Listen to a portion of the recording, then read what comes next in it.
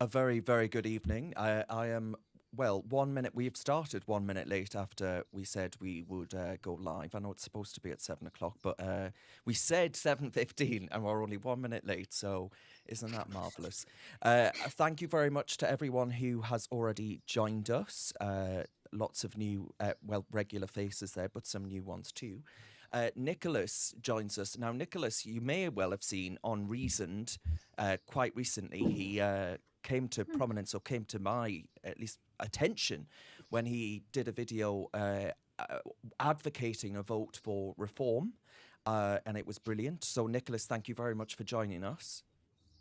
Absolute pleasure to be here, Darren. Absolute pleasure. It's both an honour and a privilege.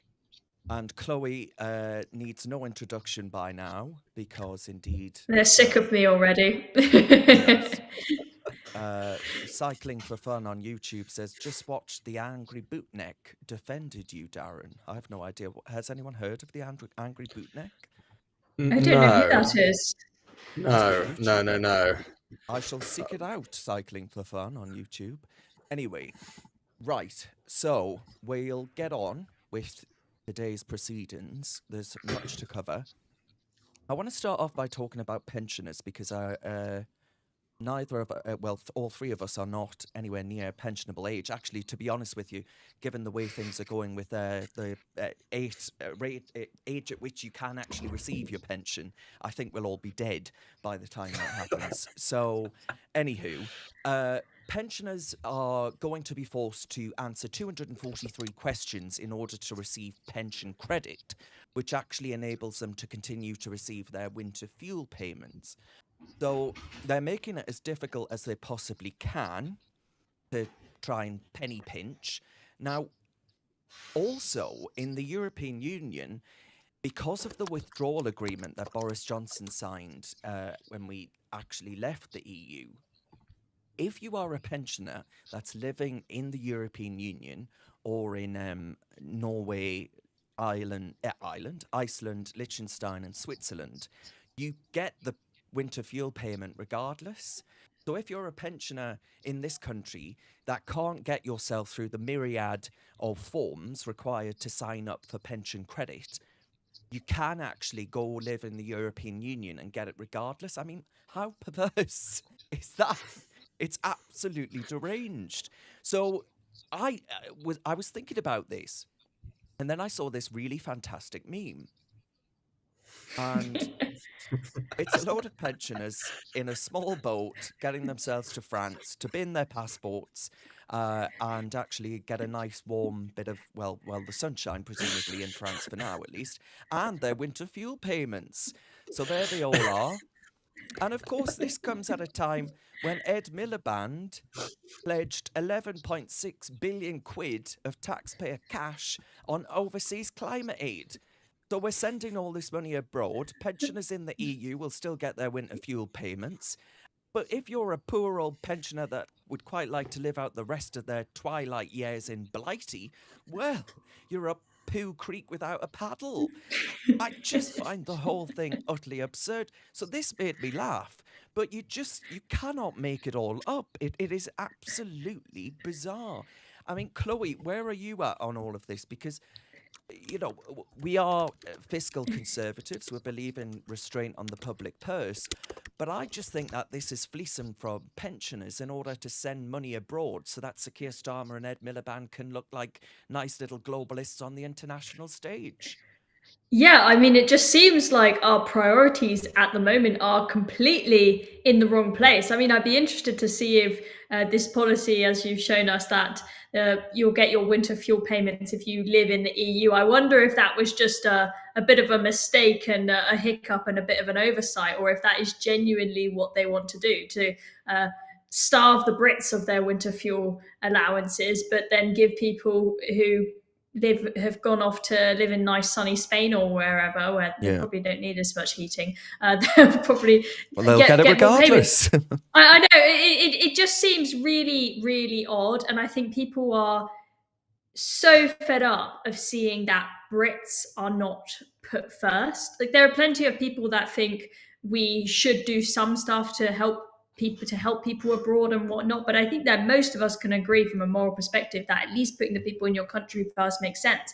If you've got pensioners that are choosing between heating and eating, there is absolutely no justification whatsoever for sending 11.6 billion quid in overseas climate aid. It just is completely and utterly wrong. It's disgusting. I think that they should be ashamed of themselves.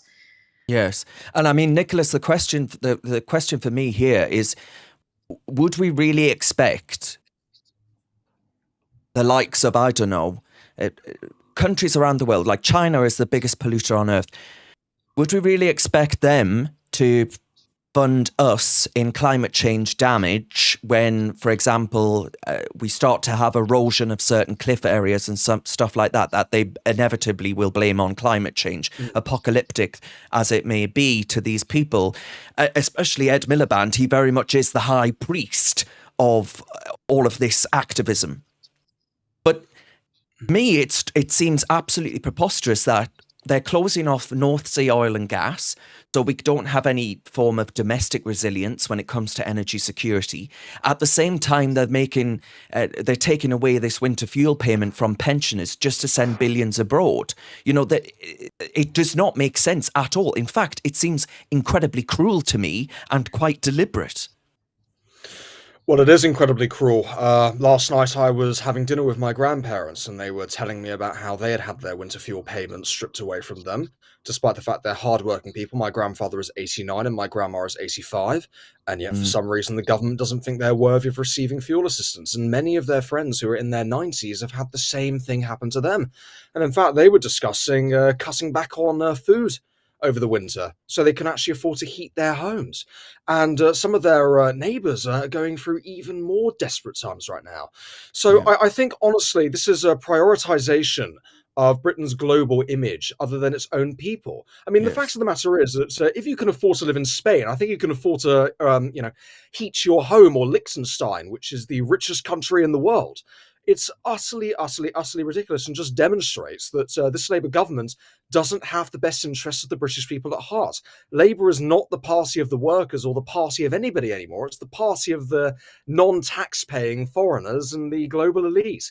And there is a lot of anger and a lot of rage in the area where I am right now.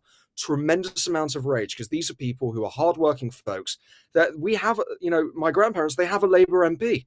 They have a Labour MP, and I doubt she's going to be answering any questions at the next meeting with her constituents. I'll tell you that. Yeah, Wild in the Woods on YouTube says all world aid needs reviewed. I think I would agree with that. I think much of our international aid is indeed wasted. And Sharon on X says that she's a pensioner and she's considering going off to live in the EU. I mean, perhaps that's Keir Starmer's plan, Chloe. Perhaps he just wants all these pensioners to go off live in the EU so he doesn't have to deal with pesky Conservative voters anymore. Well, I mean, maybe that is the solution to the migrant problem, is rather than try to reduce the numbers coming in, just massively increase the numbers going out, push all of the Brits out the country so that we've got enough homes and enough infrastructure to cope for the millions of people coming in. Maybe that's his plan. Yeah. I mean, the whole thing is absurd, but it's having real effects as well on domestic politics because, well, one, the pensioners are absolutely livid. Many of them are. And there are many, many pensioners who don't know that they are eligible to receive pension credit, which actually enables them to get the winter fuel payment. So there are going to be so many people that struggle this winter, perhaps without actually realising that they could have been eligible for taxpayer support.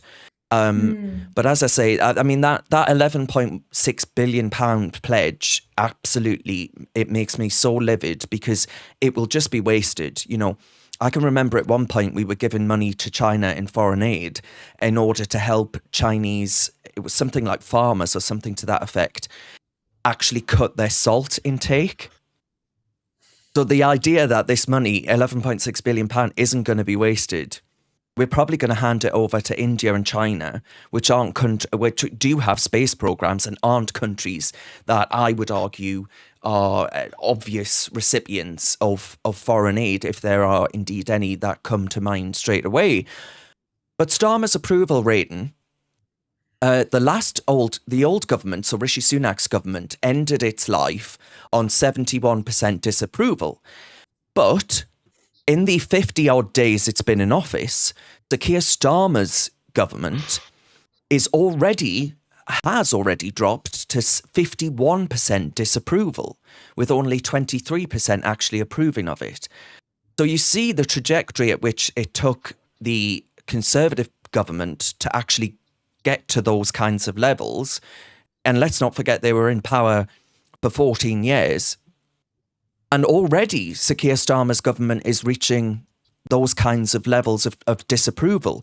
So it would seem to me that there are consequences for this kind of action. And I don't think anyone's buying at a time when, they're telling us all we need to start buttoning up and being a little bit more responsible with our money and all the rest of it.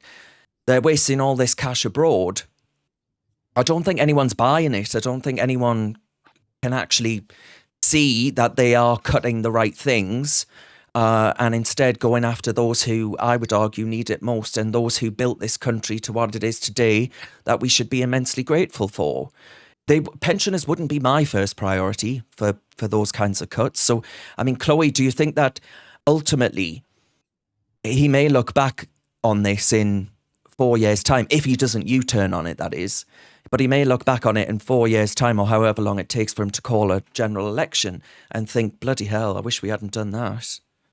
Yeah, he could massively regret it. I mean, it would be interesting to see from some, proper, more professional pollsters than me, how much they think that it would affect their electoral results, given that pensioners are ones that we would sort of typically expect to be more likely to vote Conservative. So it might have been that Labour chose to make cuts in that area because they thought, they're not really our voter base anyway. We can disregard them how we want. As much as I think that that's immoral and disgusting, you can kind of understand the logic there. But I think that the Keir Starmer honeymoon period really did not last long at all. No. I think all of us on our side, we saw before the election, we saw through the facade that the Labour Party was painting of this merry land where, the NHS is going to be fixed, education is going to be fixed, everything's going to be fixed, we're going to have money for everything, right? Like they tried to make people think. We could see through that, but I think that most of us thought that they would wait a little bit to slowly ease in the bad, unpopular policies. But they just went straight for it. I mean, sort of literally the first day after the general election, Rachel Reeves then puts out a statement saying, I've looked at the finances, there's no money to do any of the stuff that we said that we were going to do. I mean, making excuses for herself and pretending it's not her fault. But they did not wait to basically say, actually, we're going to raise your taxes and we're not going to have any money for anything. Yes, exactly. And Nicholas, I guess they would argue that actually getting the pain out of the way first so that people forget about it by the time 4 years comes around, that's probably sensible politics. But ultimately, I guess they're also banking on the fact that pensioners in Britain overwhelmingly vote Conservative or Reform indeed, and don't want anything at all to do with the Labour Party anyway. Well, I wholeheartedly agree with that in the sense of your opinion of what Starmer is attempting to do here. However, I will admit we've gone a long way from stay at home to save grandma to grandma can freeze to death in her home over the winter.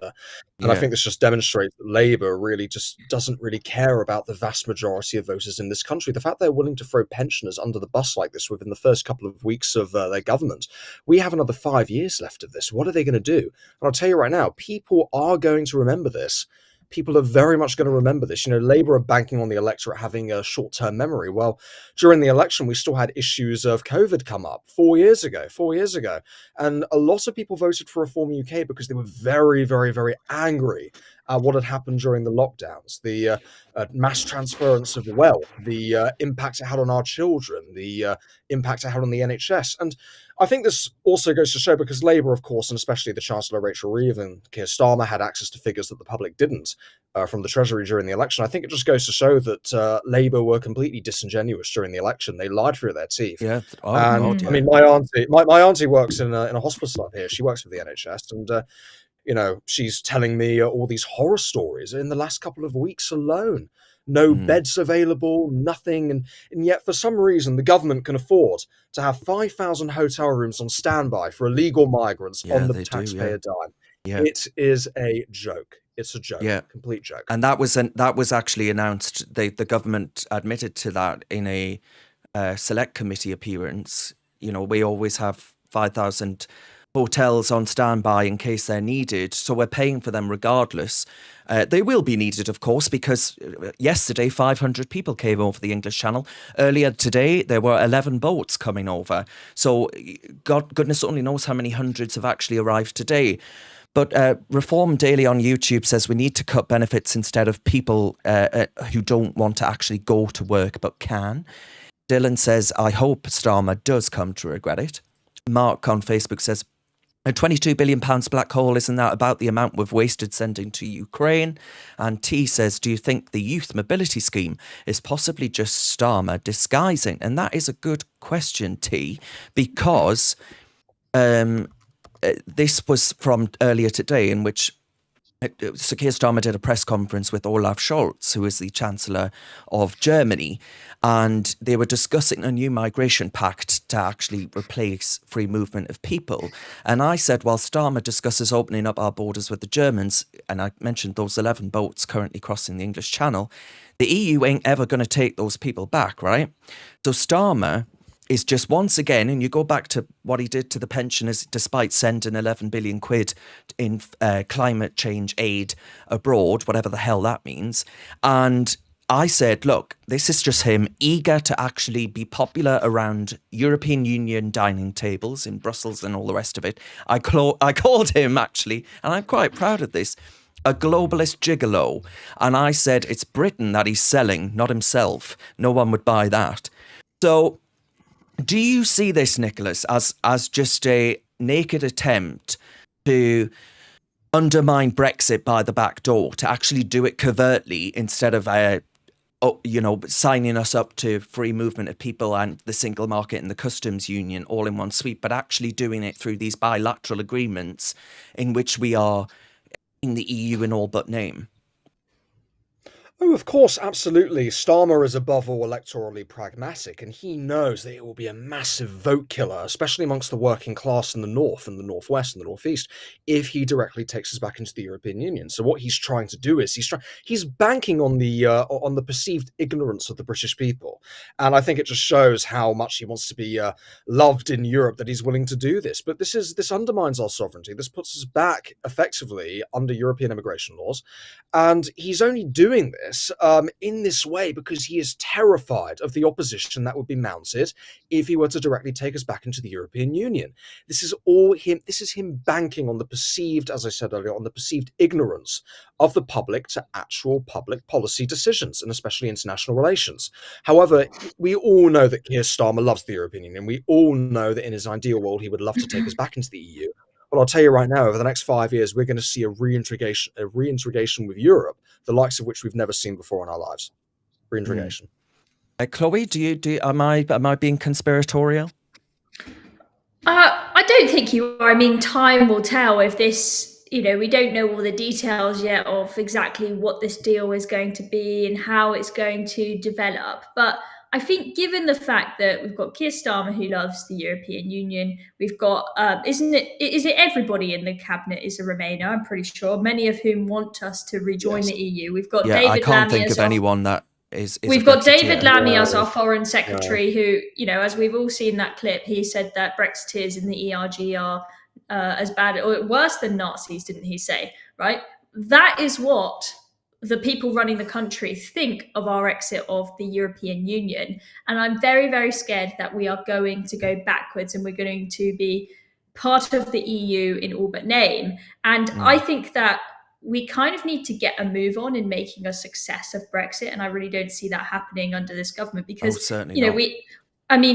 the vote, I can't believe the vote to leave the European Union, that was over 8 years ago now. And how much progress have we made? Bugger all, because, as soon as we finally got a deal across the line for Brexit, then COVID happened and all the focus was on COVID rather than actually taking advantage of the advantages of Brexit, reducing red tape and whatever else we can do to give us a competitive advantage. And I mean, ever since then, the Tories have just been squabbling amongst themselves, having fights and not actually getting on with anything in the country, let alone making a success of Brexit. And now we've got this Labour government who they're definitely not going to help make Brexit a success, are they? So it's a great shame, really. Well, don't forget that there were at least 2 years in which Theresa May had just lost her majority, and John Bercow and the Labour Party teamed up with each other to try and actually undermine and overturn Brexit. So, the idea that Sir Keir Starmer's the man best placed to make a success of it, he sees it as a project of damage limitation as opposed to one of actually taking advantage of Britain's sovereignty and all the rest of it. Right, we'll move on from Sir Keir Starmer for now, but we will get back to him in a minute because I do want to talk about that cronyism story that we touched on earlier. So, Mark Zuckerberg, I said I would talk about this yesterday. I wanted to talk about this yesterday with you guys, but we'll do it now. Mark Zuckerberg, and speaking of being conspiratorial, I think there were a lot of things said during the COVID era in which, I can remember one of the senior health advisors within Her Majesty's government saying that masks, the efficacy of masks were negligible and wouldn't help actually stop the spread of the coronavirus. And it was Dame Jenny Harries. And she might self-identify now as Jerry, who knows in this day and age. And she said, these masks don't work, no point in making them mandatory, they wouldn't be the solution. And then, of course, the government said, well, we are going to put them in because actually we quite like the nudge theory. We think that actually this will change behaviours. If people are wearing a mask, they'll feel more afraid and aware of their surroundings, people breathing. Really quite sinister, in my opinion. And, given that the efficacy of them was so low, horrible pieces of cloth that no doubt damaged the environment far more than some pensioner warming their cockles next to the fire would ever do. So Mark Zuckerberg said that he regrets bowing to pressure from President Biden on censoring content to on Facebook and Instagram during the pandemic. Now, what I just mentioned about Dame Jerry, I've just said it again, Jerry, I'm determined to make her a man. Dame Jenny Harries is actually... You would have been censored on Facebook for saying that the efficacy of masks was negligible to nothing. And on Instagram, despite the fact that a former UK health official said that herself before the government mandated it. So all of these things, one man's conspiracy theory is another man's truth and fact. Science is never certain. Science is always open to debate. No science is ever settled. So the idea that we could have what is the de facto public square regulating what it views as truth and an immutable fact and all the rest of it was always preposterous to me. But for Zuckerberg to admit it himself, I thought was really interesting. And RFK Jr., who just backed Trump really recently, said it looks like Mark Zuckerberg has joined the ranks of the crazed conspiracy theorists who claimed that the Biden administration pressured Facebook into censoring dissent during COVID. Well, yes, indeed. And the pure fact that actually the left controls much of the media too, and these social platforms, absolutely.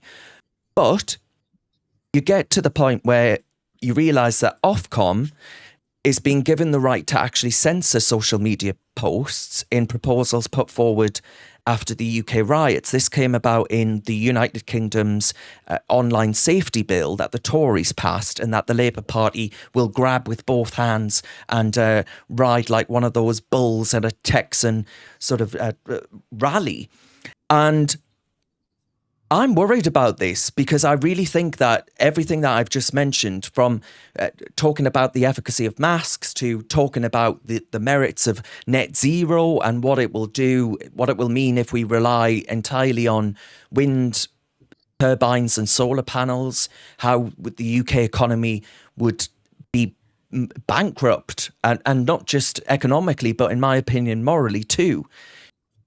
And Ofcom will censor that because they view that as settled science. Do you see what I'm getting at here, Chloe? That it strikes me that we're reaching down. Zuckerberg was right to say that the Biden administration shouldn't have kowtowed to their demands. But we in the United Kingdom are going even further than that and adding teeth to the off-communists that regulate GB News for talking about COVID, if you remember, back in the day. So it's going to get a hell of a lot worse in Britain. We are not a free country.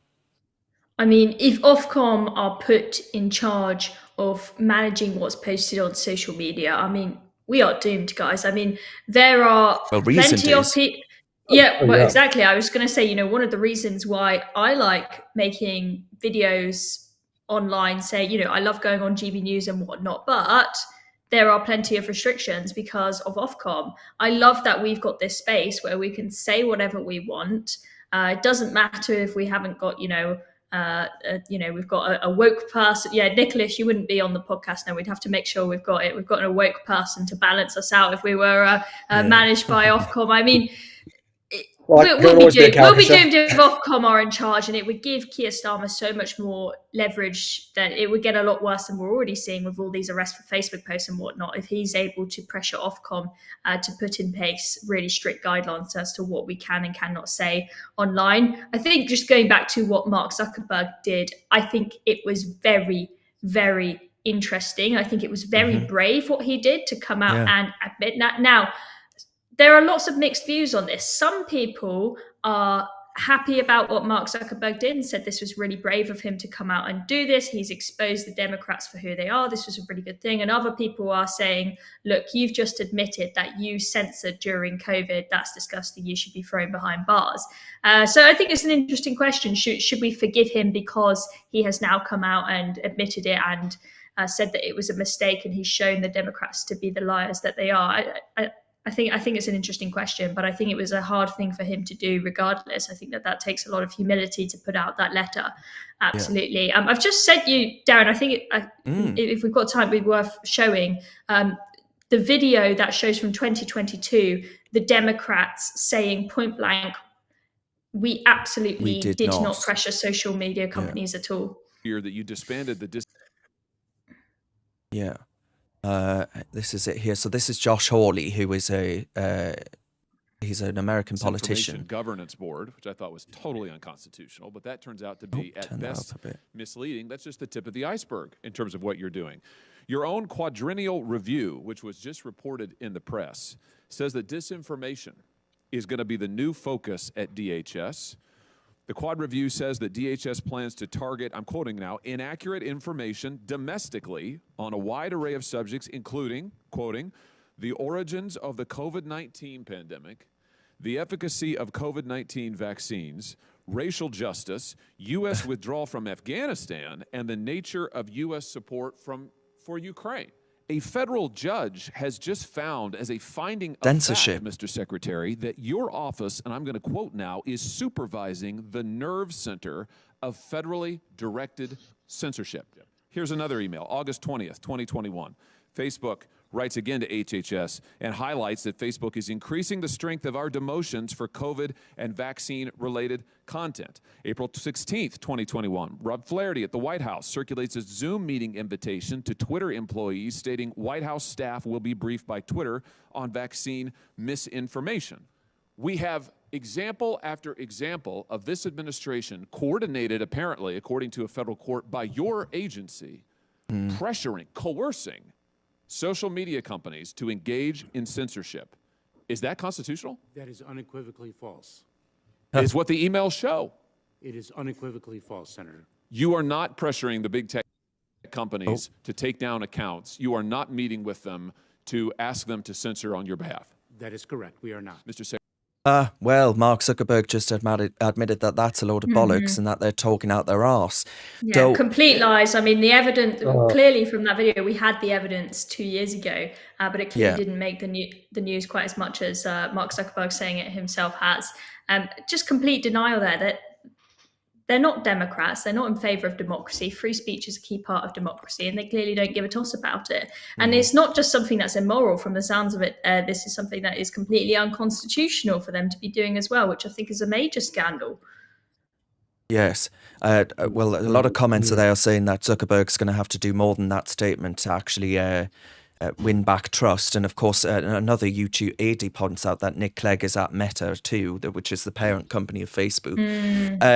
But Nicholas Daz says on X, and it's not me, I promise, says Ofcom is government run, whether people want to believe it or not. And I think that's a pretty good point, because a lot of these regulators that have increasingly large swathes of control over policymaking and our lives are, if not supporters of Labour, have been involved with them in the past. And that's troubling when it comes to censoring content that's on the internet, for example, because it precludes certain debates from being had.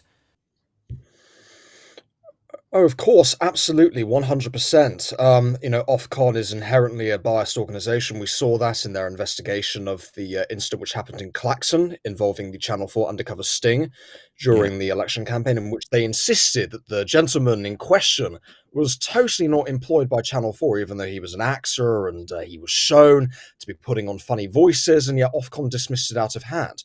I mean, what we're seeing right now in the UK is we're seeing the descent into left-wing authoritarianism. Starmer is attempting, we see this through the sheer amounts of arrests that have been made as a result of the riots, including people who merely watched the riots unfold or simply made comments on social media. We are descending into left-wing tyranny, and the possibility that Ofcom may start censoring tweets is truly, truly, truly terrifying. I'll tell you right now, we'll all end up sharing a cell. We all will.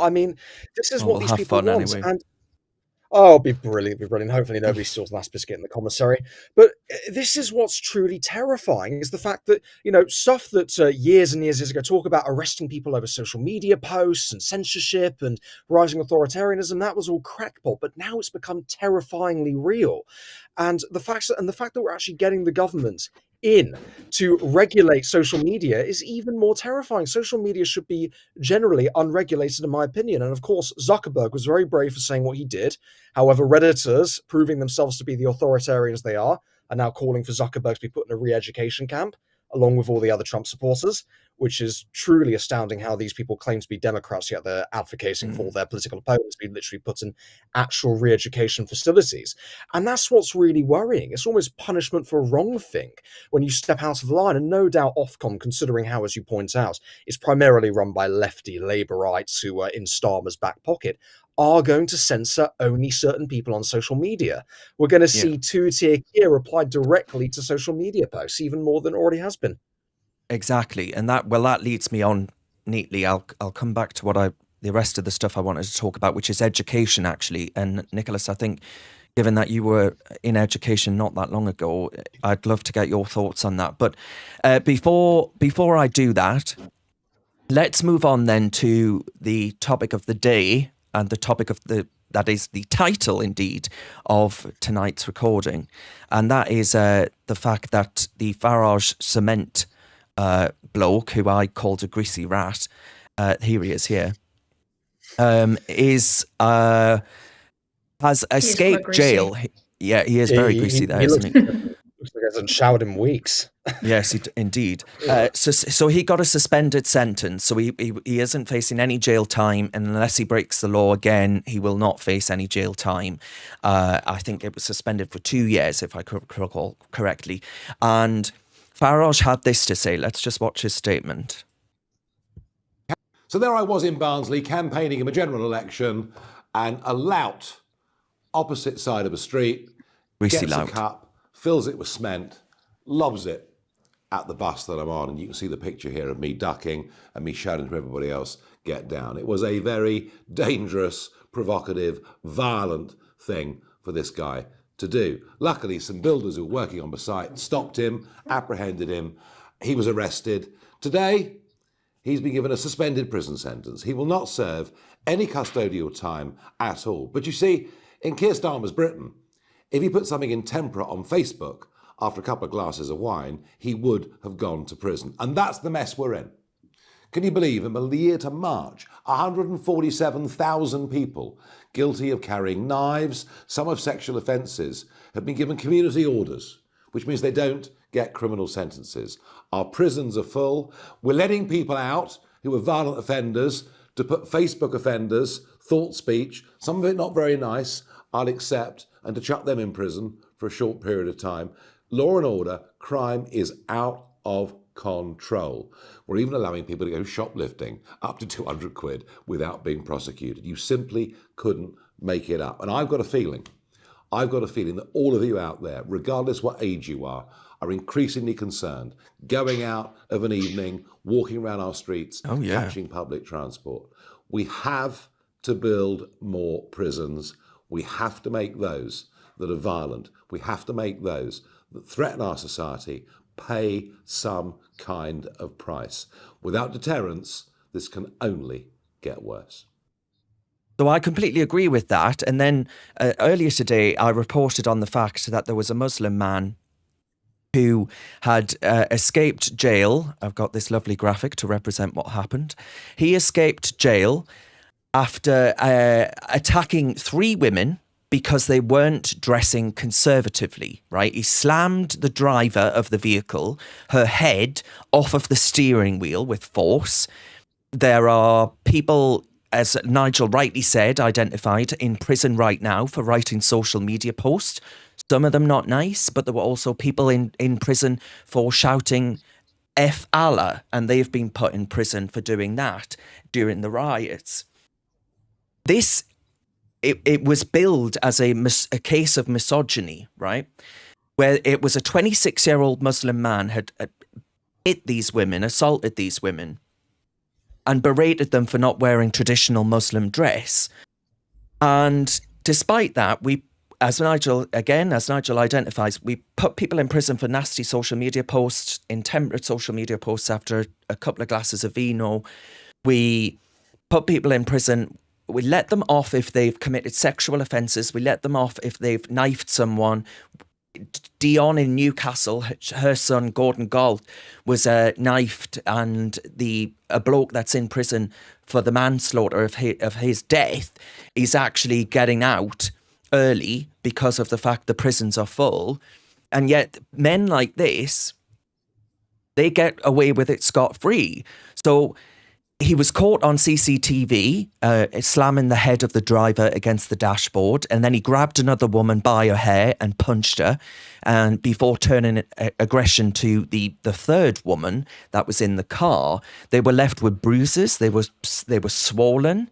There were scratches to their skin, and the court actually heard how he delayed refusing his vehicle, sat there staring at these women with whom he was acquainted, he knew them, before he started verbally abusing them and then unleashed his attack. Now, for this, you might think this is a very serious crime. I certainly do. And I think, by the way, it goes to the very heart of why the multiculturalism myth is a dirty, horrible lie. And that actually there are just some people who are completely incompatible with our values, views and culture. And he was given a suspended sentence of 6 months alongside 180 hours of unpaid work, 35 rehabilitation activities and electronic tagging. The prosecutors said that there were deep-seated sexist attitudes.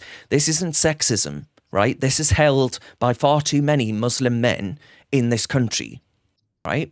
We have seen honour killings here in this country in the name of women not being conservative enough when it comes to adhering to the key tenets of the Islamic faith. So it's not sexism.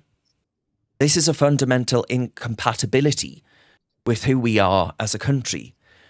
But this man gets off scot-free. The cement man gets off scot-free, despite throwing it and causing scenes like this,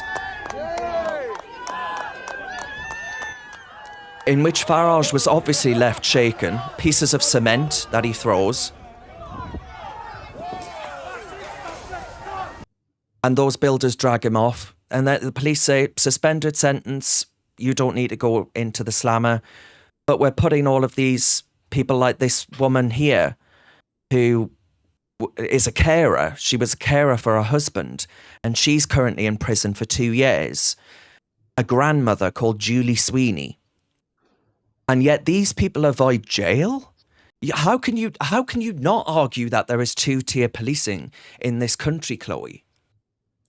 I mean, there is just absolutely no way that you can argue it. I mean, I would love to see Keir Starmer explain, without dodging the question, exactly why he thinks that it is acceptable for a man who has violently attacked women and a man who has violently attacked Nigel Farage, okay, it doesn't matter if you disagree with his views or not, that attack was disgusting, how it is fair for them to walk away with no jail time. Meanwhile, for example, someone who posted on Facebook saying, I don't want my money being spent on immigrants who rape our girls and get priority, for him to spend 20 months in prison. You might not agree with the wording of that post, but I don't know how anybody can possibly say that that is worse, that Facebook post is worse than violently attacking 3 women because they weren't dressed with the right coverings that a Muslim might expect them to wear.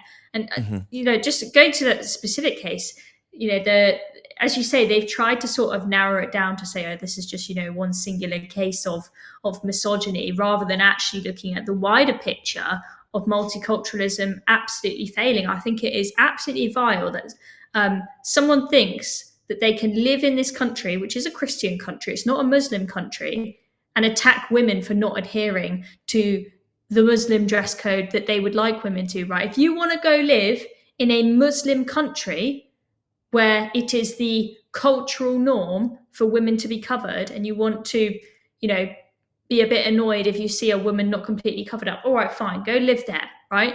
If you're going to live in this country where it's not the norm for us to have to be covered, almost completely covered up head to toe, you absolutely do not look down upon a woman, let alone beat her up for dressing the way that she wants to. It's vile. Nicholas? Well, it's absolutely disgusting what happened, and I challenge anyone, as Chloe said, to look at these 2 cases and say that 2-tier policing doesn't exist. In actuality, it's quite Orwellian what the media are doing in its denial of 2-tier policing, because you had The Guardian writing articles for years prior to this saying that 2-tier policing was necessary. It was necessary to get rid of racial disparity in our justice system. And it's honestly ridiculous how we have these people here who wrote a very mean Facebook post, which I wholeheartedly disagree with. And, let's call a spade. What they said wasn't very nice, was pretty disgusting, but they do not deserve to be imprisoned for their freedom of speech. In my view, freedom of speech covers all boundaries, unless you're specifically threatening to do physical harm onto somebody, or you're saying something well and truly atrocious. But simply pointing out the realities of a situation shouldn't get you 20 months in prison. And the fact that this absolute charmer who assaulted multiple women and appears to want to install a caliphate on our people has been spared prison, has been sent to 35 rehabilitative exercises. That is, he's not going to be rehabilitated, let's face it. The simple facts of the matter. And then you also have the rapist. The rapist who is spared jail time because the cells are too full. Well, maybe, here's an idea, maybe we could deport the 12,000 illegals who are currently in our prisons, and or perhaps release some of the individuals who made mean social media posts over the riots, because the real criminals are getting away. I mean, as you said, Darren, I noticed on your Twitter that you were recently harassed by a man in the street, and you were saying that the police were utterly useless. Well, I've been harassed too. You haven't heard from them? No, I haven't even replied. Well, that's absolutely ridiculous. Well, I can assure you right now, if the circumstances were different, if you were a person of colour and you were being harassed by a white man, they would have responded, and that man would probably already be banged up behind bars. This is 2-tier policing. It's not just 2-tier policing, it's 2-tier justice. It's 2-tier justice. And I am quite afraid of going to prison over social media posts, even though I'm posting nothing wrong. I had family members saying to me, Nick, you've got to stop posting. You never know, the police may come and bust down your door. We live in a supposedly free society. We should be allowed to post what we want within reason. And the fact that these people are getting a free pass to commit crime and be violent against women simply because they don't want to cover up. And by the way, they have every right to wear whatever they want. We live in the West. We don't live in Saudi Arabia, even though these people are seen to be attempting to import their cultural values onto us. It is ridiculous. It is completely and utterly ridiculous. And it's only going to get worse unless people stand up at the ballot box next year and vote for political parties that support freedom of speech, at least on a local level to begin with. Yeah, and just going back to Nick, what you were saying there about what happened to Darren, if the skin colours were the other way around, the police would have probably acted quite quickly. I mean, I'm interested to hear what you guys think of the fact that Notting Hill Carnival hasn't been shut down. I mean, I think given that there are stabbings every single year, it's extremely unsafe. I think that it's because they know that this event is run by, and a lot of the events, they surround people of color, communities of people of color. I think that's why they won't close it down, because they're worried that they're going to be called racist if they close down the carnival. Do you agree? Oh, of course. Absolutely, 100%. Mm. I see no other reason why they allow an event which every year causes untold devastation to a large part of London, effectively turning already a bad situation into an anarchic hellhole for a couple of days. I don't know why on earth they would allow it to operate unless it's for that specific reason. And of course, if we applied, I mean, the Tommy Robinson March was infinitely less violent than what happened at Notting Hill Carnival. If I recall correctly, 8 people weren't stabbed at the Tommy Robinson Patriots March. And whether you We agree were with Tommy there. Robinson or We were not, there, Nicholas. It was Chloe and I very were there. peaceful. exactly. Whether you agree with Tommy Robinson or not, I'm not condemning him. I'm not supporting him, but I'm merely pointing out the facts of the matter is that he got charged with a terroristic offence for organising that rally. Well, were 8 people stabbed and 380 people arrested? I don't think so. By that logic, the people who run the Notting Hill Carnival should be charged with a terroristic offence, because in effect, they have allowed violence to fester in a large part of London that has ground the city to a halt. Police officers have been assaulted. Massive property damages have been incurred, hundreds of arrests, hundreds of assaults, be it sexual or physical assaults, and 8 stabbings. It's ridiculous. So, of course, it's all about race. It's all about race. We should live in a colourblind society, and by that I Yeah. mean is we shouldn't care about the circumstances of who's hosting an event. If it's violent, like the Notting Hill Carnival, it should be shut down. Shut down immediately. I mean, I'm going to have more to say on this tomorrow, I think. But the fact of the matter, so for those that don't know and haven't seen on social media, at the weekend I was having a pint in London, and some bloke came up to me and said, "You work for GB News," and I said, "I think you've got the wrong person," because I could tell that this bloke did not wish me well. And he said, "If you keep talking about Islam, I will make the streets unsafe for you." And then he continued to harass me, wouldn't leave me alone. And in the end, the bouncers came out, and thankfully, and which I'm very grateful for, came out, and I started filming him, and then he left. But the police don't do anything about that. The police don't do anything about the Notting Hill Carnival. So it is about, basically, if you have a different coloured skin to this colour, white, then you are a protected characteristic, right, when it comes to the rule of law. And you will not receive the same treatment or the same protection that someone who is white will receive. And I think that's wrong. And obviously everyone thinks that's wrong. And yet they can't see that that's why they are stoking so much anger and resentment among the white population in this country. They are actually turning ethnic groups against each other in Britain because they have created such a clear state of disadvantage for one group over the other, and it's not on, and it needs to end. And that's why I will continue to be incredibly vocal about it, because I think it's an incredibly dangerous place for a democracy to find itself in if there is a complete breakdown in faith, in justice and policing, because they think that actually it's racist against them. And that's what I would argue it is. It was racist against those young girls that were raped in places like Telford and Rotherham. It's racist against people like me when the police don't do anything when someone issues a clear threat to you on the streets of our capital city. And it's racist when someone can throw something at a politician that could have killed them had it hit them. And yet they get to walk right out of court. And the same for that Muslim fella who attacked those 3 girls for not being conservatively dressed enough. That is 2-tier policing. It is 2-tier justice. It's a 2-tier Britain. And until we actually deal with that, the consequences, I think, will be profound and ever greater than we've ever experienced before. So that's why I'm so passionate about it. But right, let's talk about some more issues that relate to ethnicity and go back to that question that I really wanted to get Nicholas's opinion on. There are a whole host of education stories that have come out this week. So the Labour Party dropped the Conservative government's free speech law, which actually would have put a statutory requirement on universities to actually enshrine free speech protections, and which they simply don't. Right? I've been on university campuses myself where events have been cancelled because of who I am and what I do. Whilst, that would never happen for, say, Dr. Scholar, the race baiter, went along and did an event, they would be supremely relaxed about her presence.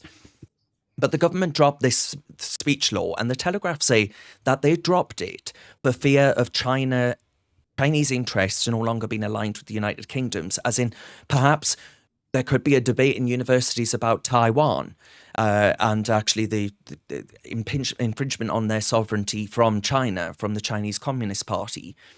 And I just thought it was really, really quite troubling and worrying that we're giving up free speech in Britain, in the breeding grounds for the next generation in our universities, where they should be expanding their horizons, their minds, and open themselves up to new ideas and all these other things.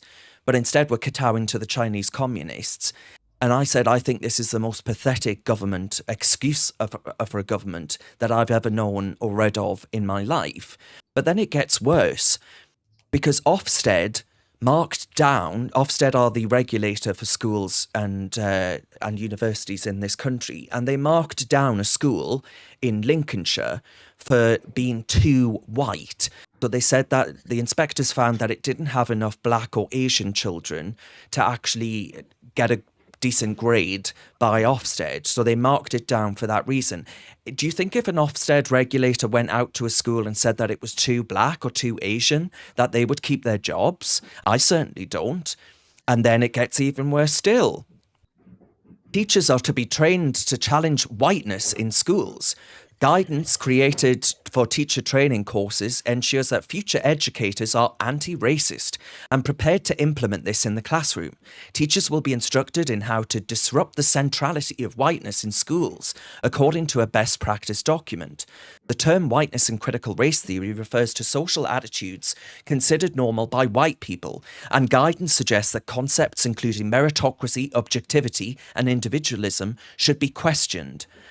And these are documents that are being used by officials and endorsed by universities offering teacher training, including Edinburgh, Glasgow and Newcastle, along with the National Education Union, the biggest trade union for the education sector in the country. And then worse still, I'm still going on, folks. I'm not done yet. In Birmingham, there was a no white sign graffitied scrolled across a wall, and it's been investigated by the police. I damn well bet you my the wall of a dollar. primary school, by the way. The wall of a primary school, exactly. So they're all education themed.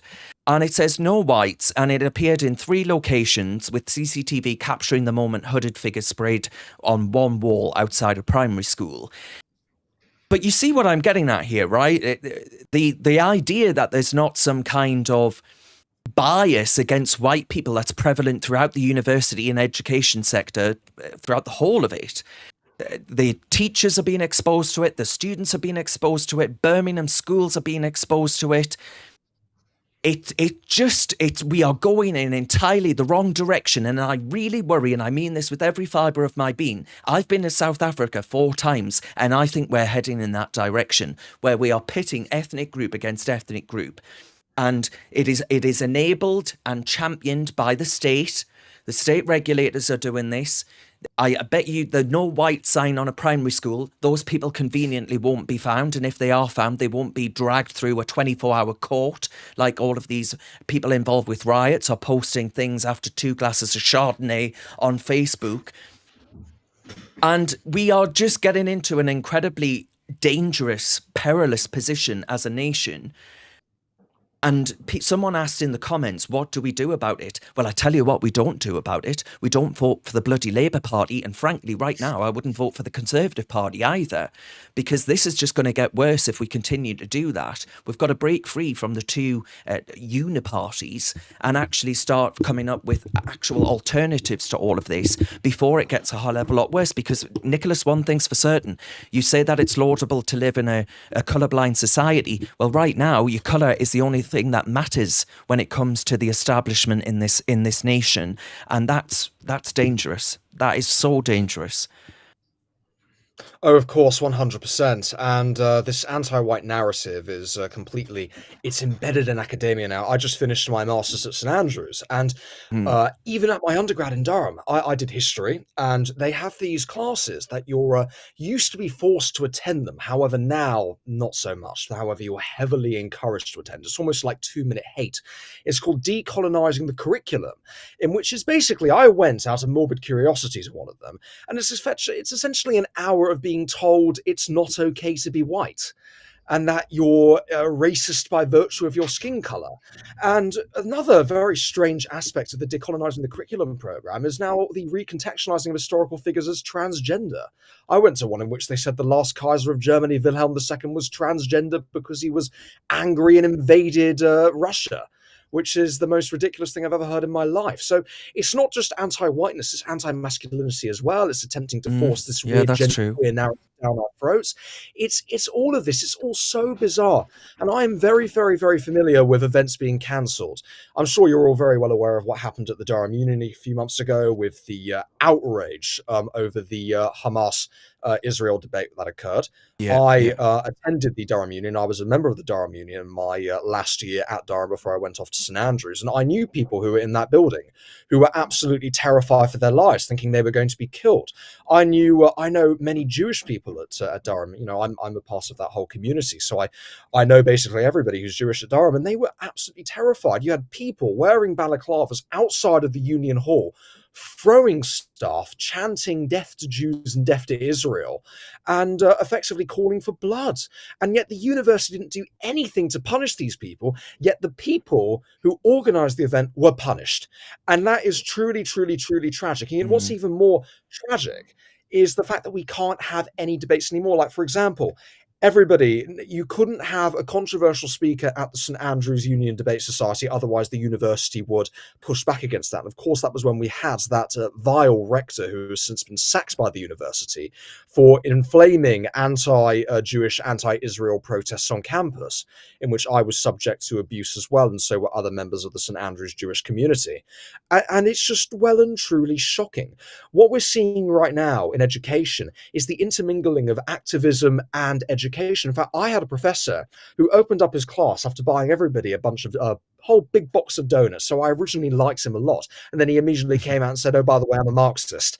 And then I sort of was like, "Whoa, whoa, whoa, whoa, whoa, whoa, whoa! Were you buttering up with the donuts then? You know, before you drop this bombshell on the class?" But it's completely and utterly ridiculous. These people are brazen about their political affiliations, and I am legitimately quite afraid that I could have some backlash. I remember when I went in for a meeting with one of my professors recently, after I started doing this political stuff and Reform UK. This was after I met Nigel at the rally, and he'd seen all the photos, and he was very icy with me. So God knows what I'm going to get on my dissertation now. But no, it's the whole what's happening at our universities is a disgrace, and it's only going to get worse as more DEI programs are introduced, and Scrapping the free speech bill.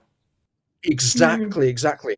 I'll tell you something right now. I know several people who have been dragged before committee even before the free speech bill was dismissed by this new Labour government, before it was withdrawn, who have been dragged before committee at university for saying stuff that would be considered politically incorrect.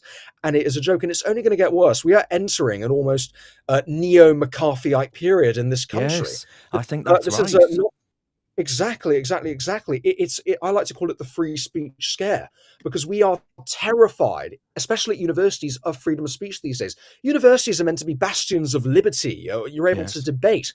Well, I remember going back to you, Darren, on being threatened. I had a professor at Oxford University send me a death threat about 2 months ago, a legitimate death threat, saying that if she ever saw me, she would shoot me. And I reported it to the police, and nobody bothered to investigate that, even though it was a legitimate death threat made against me. Ridiculous, absolutely ridiculous. There is no guarantee of free speech on our university campuses anymore. Yes. And you know what's going to happen? This is all designed to ensure that people like me are too afraid to speak out. People who go against the grain, who don't agree with all this politically correct nonsense, are too afraid to speak out, because I had family members call me up and say, Nicholas, they could stop you from graduating over this. And it was a real worry for me. It was a real worry, but I've graduated now, so they can't touch me anymore. But, looking back, it was a real culture of fear that several leftists on campus are attempting to cultivate. And I think it's only going to get worse with the removal of the free speech bill. It's terrible. Yes. Truly terrible. Chloe, one of our commenters, Charlie, says, it's disgusting. I spoke up about young people changing their gender and how it was wrong, and I was investigated. There's just going to, I think that the good teachers who think like this, who have their own sense of their own faculties and aren't some Marxist ideologue, actually will leave the profession altogether out of fear, as Nicholas put it, that there is this sort of McCarthyite putsch against them, and actually leave the sector outright, and then you'll just be left with the ideologues who do want to go along with this. If they don't get fired first. So I think that it is really, really sad what has happened to our education system, both the secondary school, primary, and universities.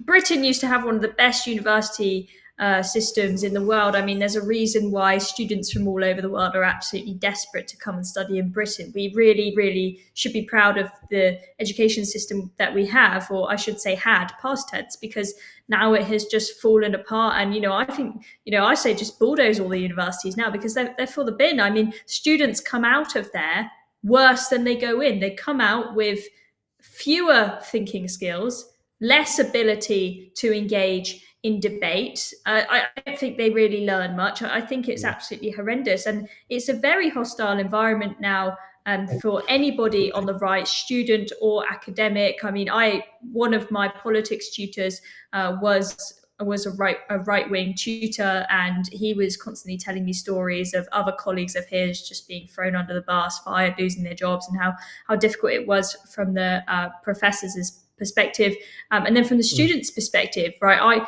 I graduated last summer, and it wasn't until the moment that I left that I started making politics videos online, because I knew that there was just no way that I could get away with it. And going back specifically to Charlie's point, I mean, I was terrified to say anything about the gender debate at university, because I knew that I would be exiled and banished and banned from any society if I said that there are only two genders. But my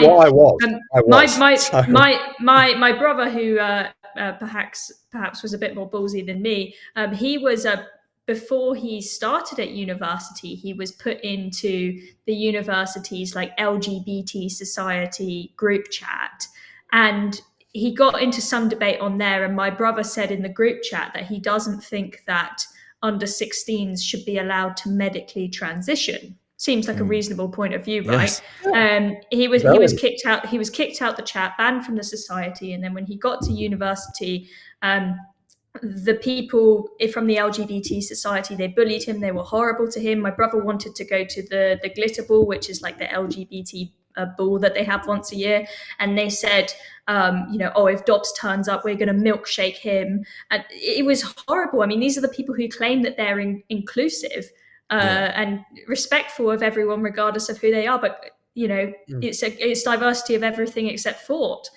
Yes. It is. It absolutely is. And that's sanctioned by the state, though, Chloe, right? That is the fish rots from the head, right? And I think the fish is very much rotten at the head, and the Tories did absolutely fuck all about it for 14 years. So it's been allowed to fester and actually grow and get a hell of a lot worse. It's seeped through every institution you can possibly think of. We were talking earlier about Ofcom. All the regulators are infected by this, and this toxic ideology is running through the next generation. When I think of my beautiful niece, I dread to think what kind of society she's going to grow up in. But that's why I'm not going to be intimidated by threats and stuff like that. I am going to continue speaking up about this, because I've for the last 4 years that I've been running Reasoned, the number of young people who have said to me, I just feel far too scared to actually contribute to Reasoned because I'm worried about the repercussions for me personally, whether that be at my university or whether that be in my future career. Now, it never used to be like that, right? We used to be able to disagree with each other and actually have discussion and debate.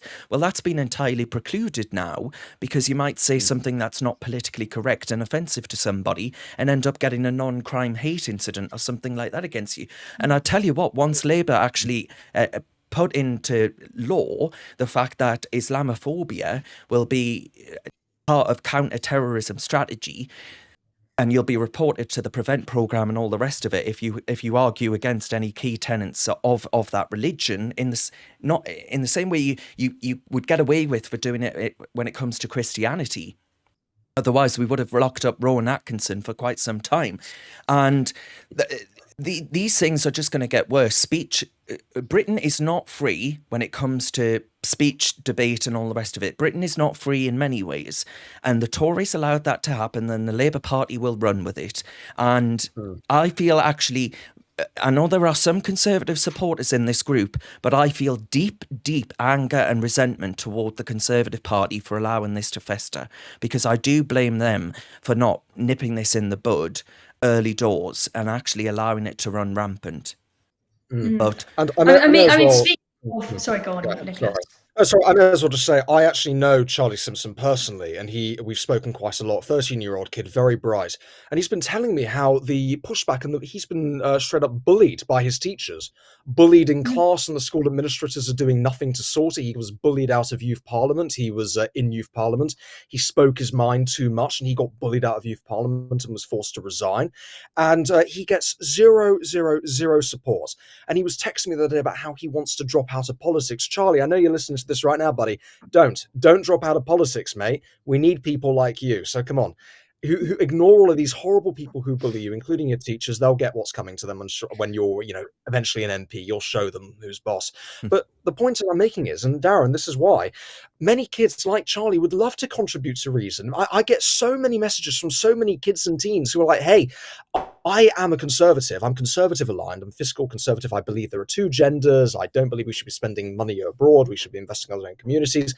But they are utterly terrified of speaking out because that puts them out of the mainstream, and they're afraid of ending up like Charlie, bullied and abused by authority figures in their life. That shouldn't be happening. School should be a place for free speech. It should be a place to nurture freedom of speech and freedom in general. Shouldn't be shouldn't be censoring people. And it's an absolute that's a very important reason, Chloe, why people should support Reasoned UK. Yeah, absolutely. I mean, it is brave. It's brave of us to come on here and say our views.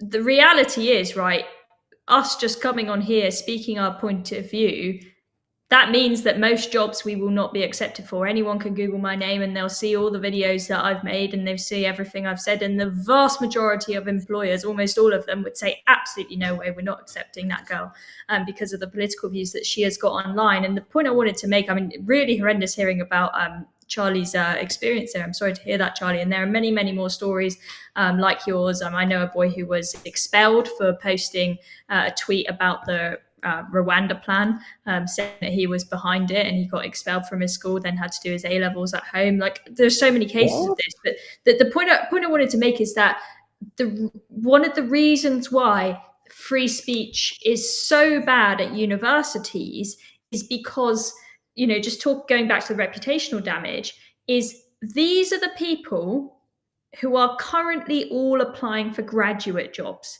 They will lose their career if they have one article written on them that comes up on a Google search, right? And what makes this worse is the fact that your ordinary member of the public, they've got to do something pretty extreme to end up in a Telegraph article, a Daily Mail article, whatever it is, right? But if you're a student, you've got all of these student journos with their quack papers. They'll write about anything, right? You just say something down the pub with your mate in the university bar, and next thing you know, it's the top story saying that you're a racist on one of the student papers. And then your name is Googled and that comes up. Say goodbye to any graduate job that you want. So that's why students are so terrified. And it's understandable. They think, I think it's wrong that I'm having to stay silenced, but just from a selfish perspective, I'm not going to throw away my entire career just so that I can speak my mind. So hence they all stay silent, and that's awful. Yeah, Hyperfocus on YouTube says, hasn't this always been the case? And I'm afraid, no, It's it gotten absolutely worse. hasn't. It's gotten far, In fact, far it worse. changed massively just in the few years that I was at university. When I joined university, I was fairly happy with the state of free speech. When I left, I thought I cannot stay a minute longer. One of the last things I did at university when I was in the middle of my last few exams, I went to the Kathleen Stock event. Those of you who don't remember, she is the feminist critical. author. Yeah, gender critical, and she actually doesn't really have a problem with trans. She just says that they shouldn't be in, changing rooms and prisons that are meant for women. Right? Seems fairly straightforward. And I mean, the uproar about that event, it was genuinely a miracle that it went forward. They had statement after statement after statement coming out from every other university society saying that, it's absolutely vile. They're considering putting this event forward. And you even had the Oxford Student Union saying that they will pull their funding out of the Oxford Union, which they desperately need to stay alive, if they allowed the event to go ahead. It was genuinely a miracle that it happened. We did have to stop the event for half an hour because someone managed to sneak in and glued themselves to the floor right in the middle of it, and we had to wait for them to be removed. And you could hear people screaming and shouting outside. You could barely hear what Kathleen was trying to say. But yeah, I went to that event and I thought, God, just to put on an event where a woman says, you know what, maybe we shouldn't have biological men in women's changing rooms in prisons. This is the lengths we have to go to. I was like, I'm done with this university. I am out of here. It was very different to when I first arrived there just a few years before. It's gotten really bad. And I'm of the view now that I would only have kids if I was able to homeschool them. I don't want them going through the education system the way it's going now. Yeah, and I think on the point of has it always been the case, I think even if you look at the list of academics that used to vote Conservative, right? I mean, they've always been leaning towards voting for the Labour Party or the political left, but it's never been as bad as it is now, where the vast majority vote for the Labour Party, support the Labour Party, and there are precious few academics that actually support the Conservatives. There has been a complete wipeout of conservatives within academia. And I can remember the attacks on academics like Roger Scruton, where, he was completely vilified throughout the press when he was brought into the, what was it called? The Build Beautiful Commission or something to that effect. And he was hounded for his past writings and smeared throughout the press not long before he'd sadly passed away. And I think it ruined him, and I think it was unforgivable to do that. But that's what happens to these academics that put their head above the parapet. And I think there's going to have to be, when someone on the political right gets into power, there's going to have to be laws put in place that actually says, I didn't think I would ever say this, but some form of quotas where you have to actually have diversity of thought within academia, because right now it is so stacked to this nutty blend of the political ideological left, where critical race theory and the trans nonsense and the net zero ideologues who just run rampant throughout everything in this country. And it all stems really from academia, and kids coming out of universities these days are going to be somewhere to the left of Chairman Bloody Mao. Even Jeremy Corbyn will be saying, I think you're going a bit far there, mate. So yeah, it's not good. But anyway, right, I think we'll move on from education, and we'll come back to that, no doubt, because there is plenty of fat to chew there. But finally, I've thought a funny one. Well, it's not funny, but it's rather revealing. Gary Lineker, my good friend Gaz. Gary has said that Elon Musk buying X, formerly Twitter, has put him off using the social media platform. He says he's going to be more reticent about putting his opinions online. So Elon Musk has managed to do, by the way, what the BBC, who pay him millions of pounds of your money through the licence fee, they couldn't get him to shut his gob, but apparently Elon Musk has managed to do that, because now he gets pushback on the platform. He doesn't want to talk on it anymore. And X, that's another reason why, by the way, why the Labour Party will come after X through Ofcom. They will attack X, mark my words. I've never been more certain about anything in my life. If I was so certain that I would win the lottery, I'd be putting it on, put it that way. So he says that he's changed his habits on X. In an interview with the Indie, the Independent, he says, I don't really post my thoughts now because I think it's become not a very pleasurable experience. Oh, yeah, because it was only ever pleasurable for bloody big lugs, the bloody glorified crisp salesman, when it was a censored platform that all went like a door in seals whenever Gaz posted anything about backing Remain or being anti-Tory or whatever else it might be, pro-refugees, despite never, does he have a family from Gaza in his house? I don't think so. So all of these things, I think, expose the hypocrisy of these people, because they're all for these platforms existing, but only if actually they get their own way on them. And you've seen Labour Party politicians moving to other platforms, social media platforms, because X actually, and they even on X turn off replies, the ones that have stayed. Yes, Sadiq Khan does that because he doesn't want any criticism. Yeah. All the time. And I think, by the way, that's wrong. I don't think politicians should be able to do that. I think you should have to actually face the people in that way. So anyway, he said this, and I just thought that Chloe had actually exposed the weakness and the hypocrisy of the man himself.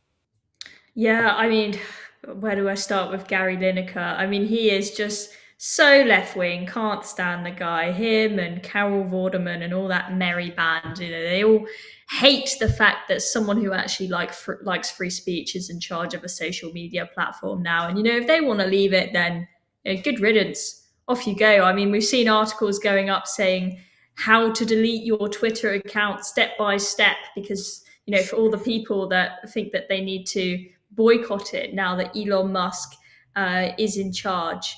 I know a lot of people they think that it's inappropriate that Elon Musk is not only allowing free speech on X, but he is using it for his own free speech. And, he's backing Trump. He's holding Keir Starmer to account. He was in our corner on the riots, calling out two-tier police. And I'm very glad that he did. But, a lot of people are saying, that's completely inappropriate for him to behave like that. He should be completely impartial as the platform's owner. I mean, I think it's fine. If Elon Musk wants to say what he wants to say, that is absolutely fine. But it's not the case, right? If it was the case that Elon Musk was using Twitter to censor it in his favor, to censor out left-wing views and make it all pro-right-wing, then, what, fine, attack the guy. But he's simply allowing everyone to say which used to happen, of course, Chloe, because remember, gender critical speech was actually censored on X, with people being removed from the platform altogether if they had said, a man doesn't have... And people taken off Twitter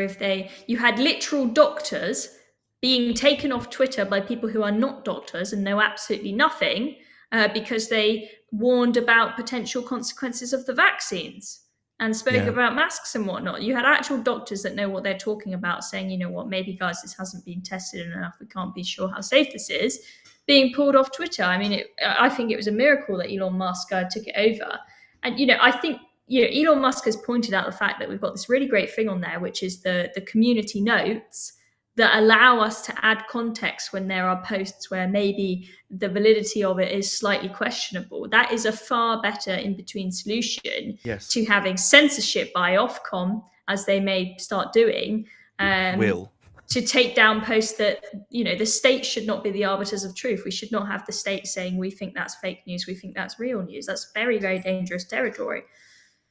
Yes, and Keir Starmer, as Director of Public Prosecutions, and before that, when he was a younger man, as a lawyer, he said that actually he believed in freedom of expression and that we shouldn't actually be using the law to clamp down on all of this. But Nicholas, I very much think he will, and I think that the only thing that I would say Elon Musk has done wrong is actually give Sir Keir Starmer an excuse to actually come after him, because he ain't going to like the fact that Elon Musk's helped really, really amplify the two-tier Kia slogan. Oh, absolutely! And when he tweeted that, that was the best thing of the week. Quite frankly, it was incredible. I mean, to have one of the most powerful men in the world not only agree with people who support small government, but oppose Keir Starmer was astounding. But I'm sure that Starmer is looking across the channel and is very jealous of what Macron has done to the Telegraph founder Pavel Durov. And no doubt, Starmer's going to try and do something akin to that with Musk. I mean, we've already seen the fact that the Met is considering requesting the extradition of American social media influencers who have quote unquote caused trouble. Well, I think it'd be very odd if we have people like Stephen Crowder and Benny Johnson, on remand in the Old Bailey. I think that would be really, really, really quite strange, but it's not out of the realms of possibility. And of course, the government are going to use every excuse under the sun to try and censor free speech on X. And, moreover, with Lineker, I like to say about all of these people who say, oh, I'm going to quit Twitter forever because Musk is on it. They're like these celebrities who in 2016 said they were going to move to Canada if Donald Trump won the election. Well, all of them are still proud American citizens. So, these people are just pathetic. They're absolutely pathetic. They're not actually going to do anything. They're just trying to make themselves look good, to performative activists, but that's what they are. They're performative activists. They're not going to do anything. I don't think Gary Lineker truly believes that fish and chips are a foreign entity, considering how he made that ridiculous video saying fish and chips are not British in the slightest. Apparently, nothing is British anymore. Charity. Yeah. Yes, apparently nothing is British anymore. Apparently Britain is a social construct, like Britain's gender. never done anything. Yeah. No, apparently not. Apparently Britain has never done a thing. Never done a thing. It's not like we liberated Europe from the Nazis or anything like that. Never done a thing. But he's a moronic, hateful shite, in my opinion. I completely agree. T says on I think on X, actually, I can't outsee that, but T says Musk puts Lineker off Twitter, Lineker puts the world off the BBC, and I think that sums it up quite nicely, actually. Well done, T. And that's very true. That's very true. But the thing is, Gary Lineker wasn't complaining when people who said mean stuff about him and his ridiculous fish and chips videos were banned for racism or going against the status quo. He wasn't complaining about that at all. He's only complaining about the fact he now has people actually challenging him because he wants to live in an echo space. He's a major egotist. He's got a ginormous head. If anyone was drawing a caricature of Gary Lineker, we couldn't fit him in the screen. He's got a ginormous head, a tremendous ego. And the thing is, what all of these celebrities want is they want censorship on Twitter. And that's why these are the people shouting the loudest for government intervention on social media, because they want an echo space. They don't want to be challenged. They want to feel better than other people. They want to feel above other people. And by challenging these people, we bring them back down to earth. So that's, I think, why most of these are really elitist, arrogant activists are so upset that freedom is now, the order of the day at Twitter. So Jerry Hawkins says outrage over the arrest of Pavel Durov, the CEO of Telegram. He says he's the Russian Elon Musk, and just like Starmer, Starmer shut down by President Macron, and no wonder Starmer wants to join up with the Chancellor Scholz and President Macron. Their wishes to form one socialist state in Europe, very dangerous times. And then Tony reminds us that Britain is a glorious country full of the best people, more than worth saving, Tony says. And now I agree with that, Tony. And I think you're absolutely right, Ed. And I don't want anyone to ever think that I'm suggesting that we ought to give up hope and just give up altogether. I don't think that. I'm not going anywhere. There have been threats to my safety. I'm going to continue going on and fighting the good fight because, my people like my grandfather, our ancestors, they didn't give up on Britain. And if they had, we wouldn't be here today. Or if we did, we'd be speaking German, and that wouldn't be ideal, would it? So, because I can't speak a single word of German, and I think actually it's quite a hard language to learn. So there are so many ways in which Britain is a beautiful project. It's an ancient project, and it's one worth defending, and that's what we will aim to do here at Reasoned. So thank you very much to all of our viewers for getting involved today. It's been a very active stream tonight, and one of our viewers actually says, which I think is actually bang on, Prime Minister's questions will need to be 4 hours long when they get back, which I think is absolutely spot on. Yes, thank you all for watching at home. I'm going to find out what Newcastle United are up to, hopefully not breaking my heart. And Chloe Dobbs and Nicholas, thank you very much for joining us. Nicholas, where can people find you on social media? They can find me on X at Nicholas Lissack, spelt the exact same as my. I mean, is there like a bar on there or something that says my name? Because you can find me Darren, on if you, social if media. you change the screen to the other screen, I'll Darren. change the screen to the other screen. No worries. There we are. Yeah, if you There we go. you can find me on social media at Nicholas Lissack, spelt the exact same way. I currently don't have a blue check because I just changed my profile picture to something that doesn't look completely terrifying. So, but I'm the only Nicholas Lissack out there. So just search me up on X and you'll find me at Nicholas Lissack, nearly at 10K. So, Oh, well done. rather All right. Chloe, thank you as ever, my darling. Love you lots. And we will see you all love you this too. time next week, I hope, if I'm not murdered by then. But you never know. Good night. Who knows?